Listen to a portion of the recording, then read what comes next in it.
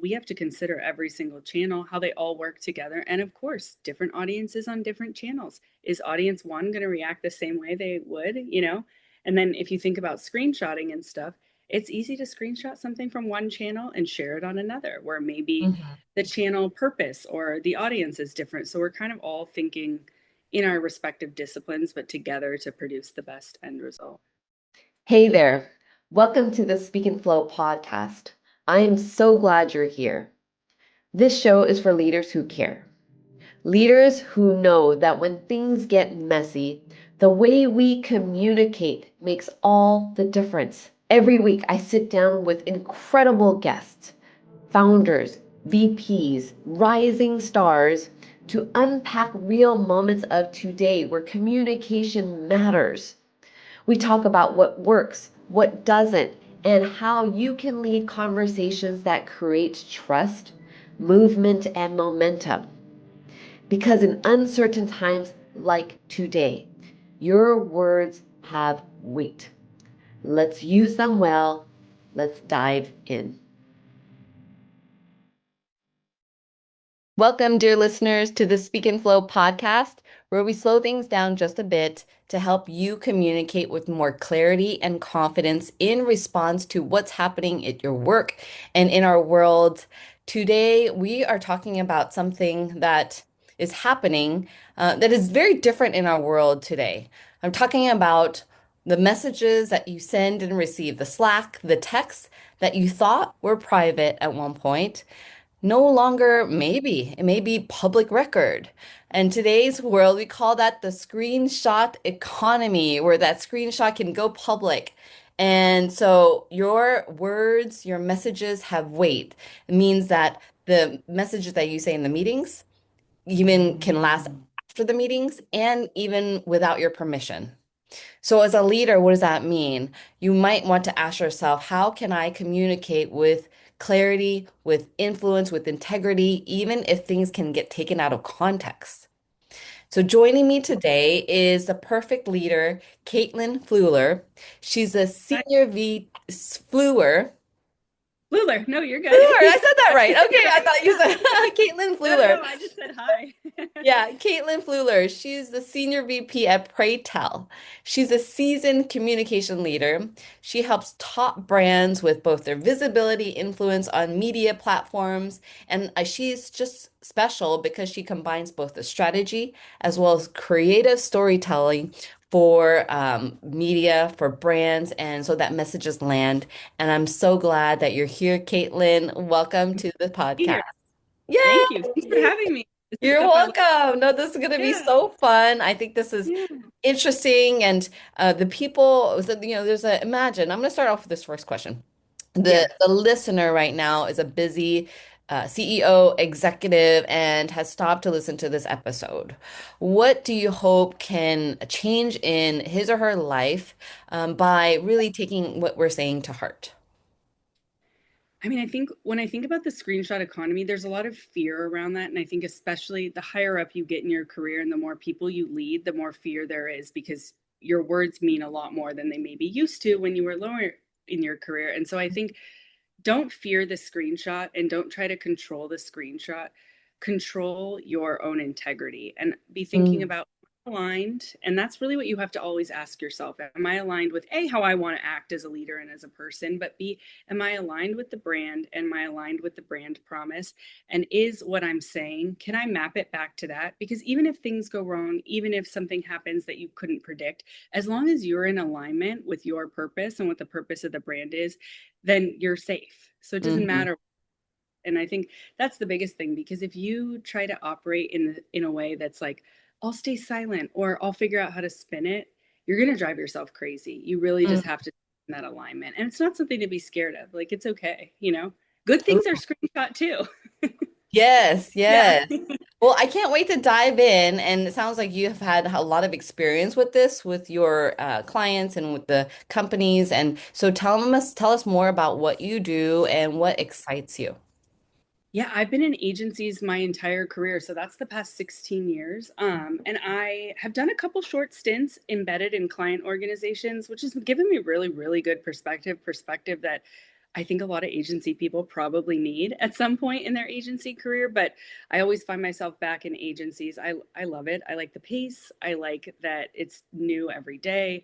I like that our primary function is to solve problems for our clients, and act as an extension of their team. And it's really given me the opportunity to lead a bunch of different kind of teams, which is something that I really thrive in. So early on in my career, I was mostly leading very straightforward traditional PR teams, and now I mostly do integrated teams. So that's when we're blending PR, social, influencer, data, strategy, everything. And my job is kind of to bring all these different disciplines together and kind of get us all moving in the right direction. So kind of get everybody on the same boat and let's all start rowing together. Yeah, that is a powerful. That's huge, especially with all the different platforms and the amount of influence that we have. Yeah. And so to really think strategically about it, in alignment with it, that's big. So congratulations on these roles. Yeah, it's exciting and it's just there's such deep expertise in each kind of Yeah, category that it's like yeah, finding how do we all blend our level of right. expertise and then produce the best results for our clients, which is really nice because I think God, it feels like 5 years ago feels like so long now, but it wasn't that long ago where you did a PR campaign and you didn't really have to think that much about social. And now everything is so integrated that one idea on one channel, we have to consider every single channel, how they all work together. And of course, different audiences on different channels. Is audience one going to react the same way they would, you know?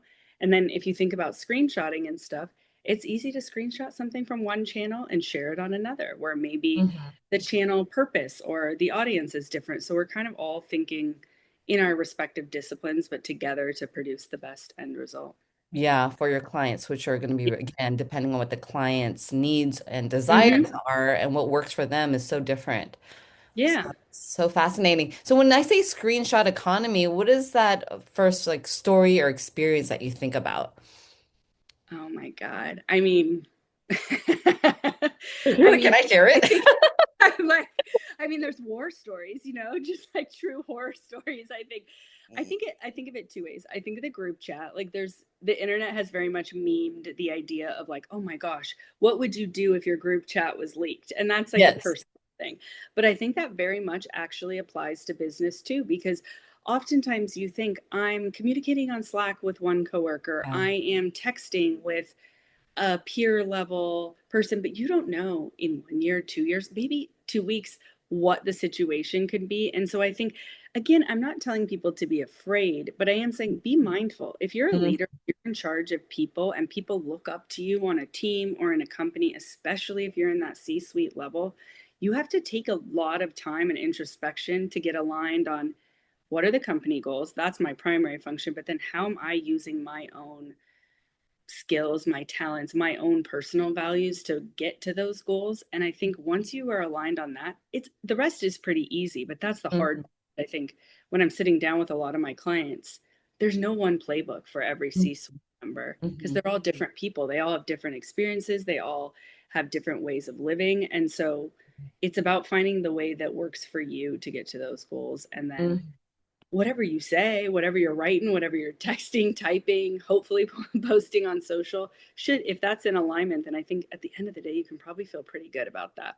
Mhm. Not to say that everyone's not going to agree with you. That I don't say Yeah. that as it's going to be easy. You are probably going to say or do some things that are going to upset some people, and that's okay. But as long as you can sleep at night, that's probably Right. what's more important. Right, right, right. Yeah. I agree. I completely agree. And that if we really take it to heart, some of the core values and who we are as a person, as a leader, and really continue to demonstrate that consistently across Yeah. all platforms. And it's just more important now than ever, especially with And this screenshot economy. Mhm.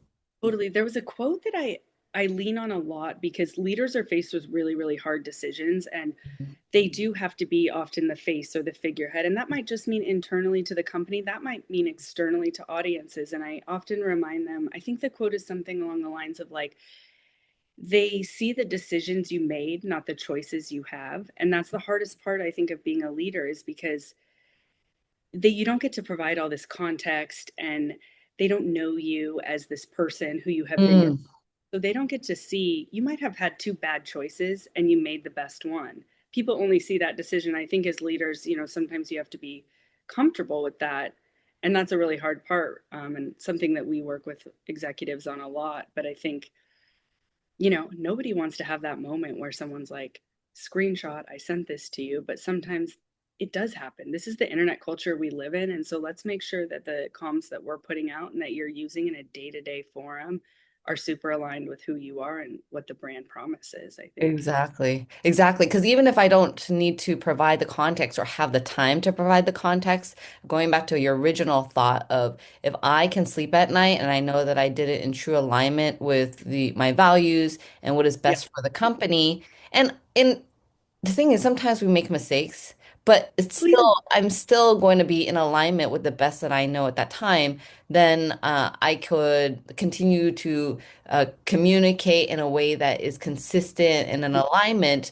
Then it doesn't matter what decision it was because and people are not going to like that decision, but I don't have to justify and over explain. And you know what? People like internal teams, especially, they love predictability. They Uh, love, I've been blessed with some really great bosses, like in my current role, where uh, I know them as people. And so I yeah. trust, agree with every decision they make, Yes. trust them, and I trust that they have our collective best interests. And Yes. again, it's like, what I advise a lot of executives on, I'm not in every meeting that they're in, and I don't know all the decisions they have to make in the day, but at the end of the day, I trust it. So when they send something to me, I might not like it, but at least I know we have a good mutual trust in which I'm like, okay, makes sense. We can do that, and I think the best leaders gain that trust by being consistent, you know. Mm. And that consistency really comes from alignment. You can be consistent when you know your purpose and then when you know what your role is, and then you can act upon that, I think. And how does this play across the brands, like as an organization? I mean, I think in a very similar way. I Hmm. think you never want to be the most predictable leader, but I think when we are working with executives on external comms initiatives or even just like their personal PR or something, it's like we can't be changing who you are in every Hmm. for every audience. You Hmm. are, and you have your values, and now let's match those values to the brand values, and let's meet somewhere in between and come up with a communications plan that's kind of right there in the middle. And so in that way, it's like the challenge for us as PR and comms folks is like, how do we pick out the best things out of that person, and how do we put those forth for different audiences? Hmm. Yeah, it's interesting. And what, I'm thinking about like politicians is not, this is Yeah, interesting because the politicians, sometimes they'll make the wrong choice. often A often I lot of heard. times, right? And then sometimes, a lot of times. Yeah. But then, and then it's like, well, then there's a reputation now they have of not being trustworthy because they made the wrong choice at one point in their life. Like, what do you say about that? Like, how can, and we don't want It's to be like, afraid. Uh-huh. no, it's like the simplest and most complicated answer, and probably the most frustrating one that I give my clients, some of which who in the history of my career have been politicians. It's Uh, two words, it's be human. I say be human. Just be human. Just be yeah, human. interesting and frustrating at the same. You're like, But the but challenge is yeah, that often like a figurehead is not really seen as a human. yeah, And sometimes if you're speaking on in a politician's case, you often are speaking for yourself. Maybe you're speaking on behalf of the party, but again, if you're speaking on behalf of the brand, a brand is not a human, so again, you don't get the context, you don't get the benefit of the doubt.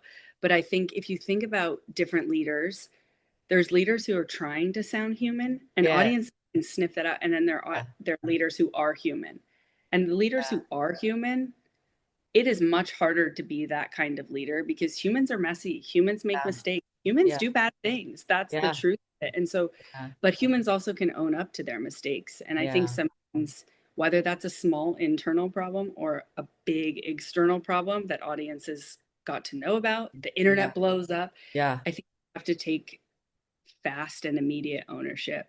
yeah, yeah. Yeah. So that's the key. If anything were to ever happen like that, hopefully not, knock on wood, but take fast and immediate ownership and Hmm. be authentic, be human, own up to it. Yeah.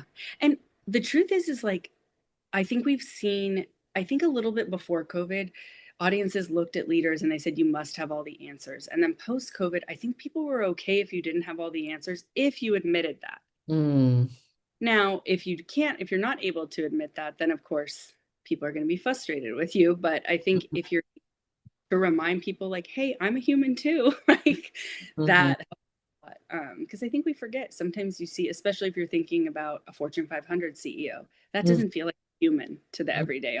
It's that mhm, just I mean, sometimes I'm like, they're a mythical figure, like in an office somewhere, you know? mhm, mhm. And, you know, there's an element, sometimes people want to have a gotcha moment. Um, so when you're thinking about text messages or Slack messages or Microsoft Teams, like there's all these millions of channels. I'm like, now it's like we used to just communicate very simply. And now in one day, we might have used like three or four, five different messaging platforms. And that's like Yeah, really hard, you know?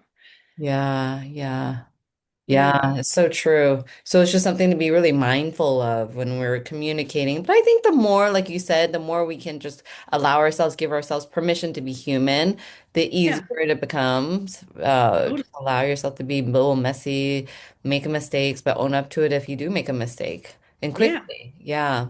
Funny because I'm like a lot of the same principles that I think apply to like this sort of communication strategy are the same things I'm like teaching my toddler now, and not to belittle Good. any, but sometimes Good. something I'm like, and same for me as Yeah. an adult now. Good Yeah. reminder. And then same thing for a brand too, like an organization. If something, tell us more about that. How can a brand that has built something, if something like a, bad PR goes out, what is the immediate thing that this organization can do? The first thing I say is, okay, everybody stop, get off your computer, get off your phone. Let's start asking ourselves questions. There's a lot happening out there, or generally in there, I say in the Yeah. computer, but out there, everybody stop. What's our brand promise? Mm, What did we do? What does our audience expect of us every day? Not in this moment when something we didn't like happened, but what do they expect of us every day? That's usually fairly easy to answer. Then the question becomes, what do they expect of us now? And hmm I've worked across so many different kinds of brands that you can generally sort of understand. We have an idea what they expect, but we don't have to guess anymore. We can go on Reddit, Discord, social. We can look at kind of what people want. The audiences are pretty communicative. They'll tell us, and then we come back and we say, okay, this is what we promised people. This is the mistake we made. This is who we want to be, and this is what we have to do. Now, that sounds very simple when I'm saying it, and that ends up being a lot of hours and a lot of reflection and a lot of debate generally. But I think come back to your brand promise. What do people expect of us every day, and how do we get back to that place? Because rebuilding trust is always possible, but if hmm you can't actually acknowledge the mistake you made, you're still going to be fighting the loss of trust until you do that. And I hmm have had brands say, we're not taking your advice, we're doing it this way. Mm, Month later, we're still kind of talking about the same thing, and we got to do it again, and that's okay too. Like, there's not brands are not always ready, but I yeah. think you just got to stick to your brand promise, because if you have a product or an idea or a platform that people like, and your audience will come back to you, but they just want to be able to trust you. Yeah. Right. Yeah. Hmm. And I think sometimes brands or people are afraid to lose that trust because I know that they worked hard on it. And so they don't Oh want to yeah, feel like, oh, they have to start all over. But at the same time, if we don't address it, it's still going to probably last longer and perpetuate. yeah, yeah. No, it will perpetuate, and people will hmm find things. That's what I say is like, if we're not clear and we hmm have a clear narrative, someone's going to make one for us, and they're not going to make it up off the Yeah. top of their head and write like some Right. fake story. They're going to find one little tidbit somewhere on the Yeah. internet, and they're going to build a story. So Yeah. let's get our story, our mission clear, and then we can go from there. Yeah. Yeah. So I think the fast. challenge too is that people are so public now. So Yeah. you didn't used to know who worked at your favorite snack brand, or who worked at your hair care brand or the makeup brand. Now you kind of fall in love with the people who work at your brand, like in this weird parasocial relationship. So it's not like, oh, this product let me down. It's like these people let me down. And hmm that's where the challenge comes. And then, you know, this is God, I mean, probably a decade now, but brands used to be able to say, those views are not reflective of our own. And you can't really say that anymore. If someone works at hmm your company, we're going to assume that you hired them because they reflect the brand integrity that you uphold. And so Yes. I think we've seen these like pivotal shifts as just communications in general has changed. But Yes. yeah, it's hard because everybody's, people are front facing. We even see now like so many brands have creators on their teams, which is so Yeah. great. And they're making all this like great content, but they're Yeah. real people too in real life. And sometimes like you have to be accountable for the people that work for your brand. Mm-hmm. Love it. And how do you help your organizations uh, embody the brand? And it sounds easy, but it's kind of hard in this today because there's so many different types of audiences and so many channels. Yeah. So you kind of, it's instinctual to think, I want to be able to talk to all these people. But sometimes I think if you're very clear, the right people will come. Oh yeah, right, Yeah. right. And then clarity we need because there's so many things. Simplicity means Yeah. clarity. Yes. No, I always say, Yeah. you got to make it more simple. I'll get a messaging doc and it's 8 pages long. And I said, what are you going to do with this? Well, these are our brand messages. I said, to Oh, who? oh. Who? No, thank you. Who? Like, I mean, if an Instagram video is longer than like 25 seconds, you're nobody's staying. It's So who's reading any Google of it. pages of a Google Doc? Yeah, it's tough. It's tough. I love it. I love it. Oh, and Caitlin, what is that one key takeaway? We've covered so much, Oh but what my is God. that one key takeaway that you want people to remember? Oh my God, I always joke with my clients, and I do like reality TV, I really do, and it's the housewives. Say it, forget it, write it, regret it. But not that's not entirely true, but I think if you're going to put pen to paper, if you're going to say something, just know that it lives there forever, and Yeah. you've got to stay in alignment, and you've got to be really clear with yourself. If you're going to say something, well, I Yeah. guess in this write it, then Yeah. Yeah. that's with you forever. Yeah.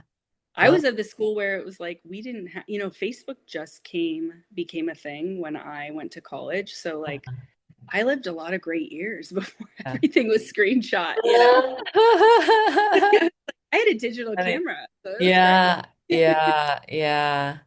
Yeah, and it's going to continue to change. And so, yeah, I think the more that we're, yeah, just knowing who we are, I think that's the Yeah. key too, right? And then, yeah, own it. And you see that with the best leaders and how their teams talk about Yeah, them. Often yeah, they're not talking about that amazing campaign that they did, or when I was there, right. we reached this level of success. They talk about the things. I loved how decisive they were. I Mm, loved even when I did something wrong, they taught mhm, me. I love the mhm, fact that they always stayed true to the mission. I knew what to expect from them. And I mhm. think that's like where the biggest learnings come. And the best leaders that I've worked with are the same way. And we want those to be our screenshots. Those, Yes. those moments. That's what I Love say it. too. And sometimes they say great stuff, or there's a great picture, or a very human moment. And I'm like, Yes. that's a screenshot too, That's sometimes. awesome. That's awesome. That's Yeah. awesome. Oh, that's so fun, Caitlin. I think that there was so much there to unpack and think about and remember. And so I really appreciate your time and your expertise on the show. And thank you. Yeah. Thank you for having me.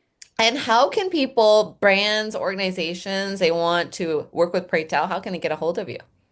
I think you can email me, CaitlinFlueler@gmail.com, or you can also find me on email or on Instagram. That's my screen or my first and last name on Instagram. Perfect. Perfect. Thank you, Caitlin. Thank you. You. Bye. Thank you. And thank you, audience, for being here. Until next time.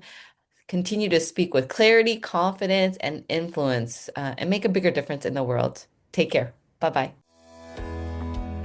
Thanks for tuning in today.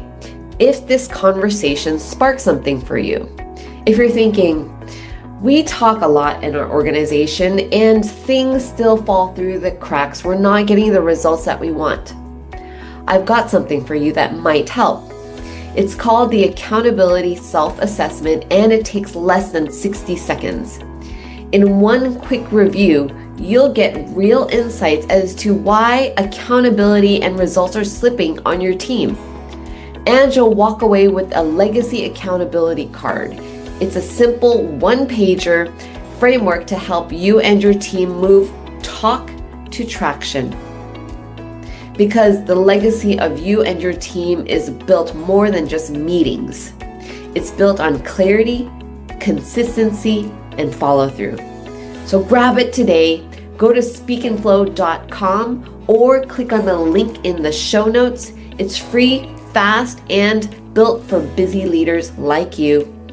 See you next time. Until then, keep communicating with impact and momentum.